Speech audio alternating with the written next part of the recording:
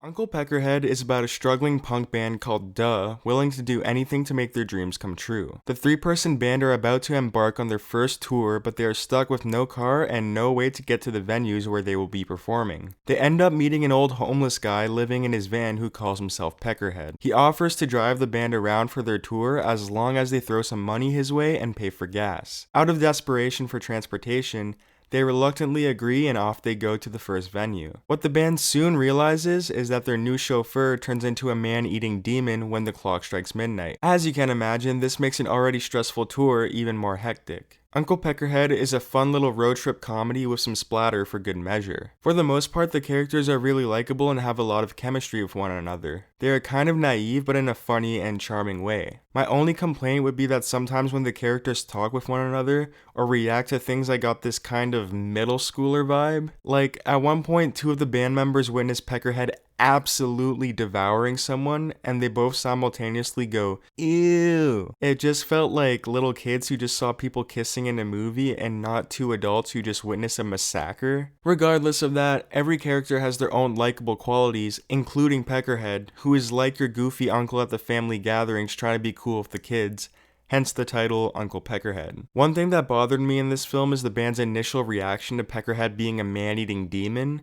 Like, one of the band members walks in on Peckerhead tearing someone apart, and once she tells the other two members of the band what she saw, they are incredibly unconcerned and dismissive of the danger they are obviously in with this stranger that full-on murders people at night. The band member that witnessed the murder is concerned, as she should be, but the band doesn't do what literally any normal person would do in that situation and run away as fast as they can. Instead, they keep touring with Peckerhead knowing full well what he is. The blatant disregard for danger from the band is something I couldn't get past in my head. It was in the back of my mind for the entire movie, and it certainly affected the overall enjoyment of the plot development for the rest of the runtime. I was impressed with the gore and practical effects. As horrible a thing as it is to say, watching people die in this movie is super fun.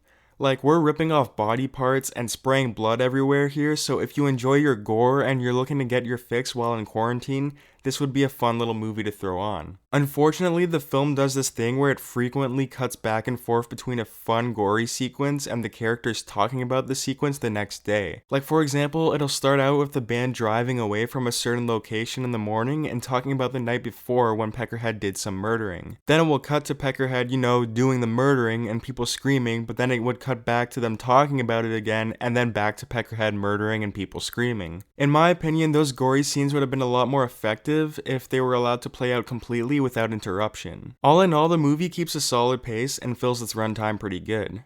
There are some slower moments, but the characters are likable enough to keep things interesting. Once we get to the third act though, the events that occur feel very sudden and out of the blue, almost like there's no build up to the climax and it's just the climax. And while I felt the third act leaves you wanting a little more, the final shot and what it implies is pretty chilling. Finally, I'd like to add that as a fan of punk music myself, I was genuinely surprised at how good the music that the band was playing throughout the film sounded in a small budget film like this. It definitely made the fictional band Duh more authentic than they would have been if the music was generic filler for the scenes where they were playing live. Overall, I'm going to give Uncle Peckerhead 2.5 stars out of 5. It's certainly not perfect, but it's fun and has heart. This is director Matt Lawrence's debut full feature film, and I genuinely believe he's got lots of potential as a genre director. If he ever directs any more movies, I look forward to seeing how he grows and progresses. Anyway, that's it for today's review. If you're still here, thanks for sticking around this long. Check out the channel, and make sure to subscribe so you don't miss any future reviews like this one. Peace.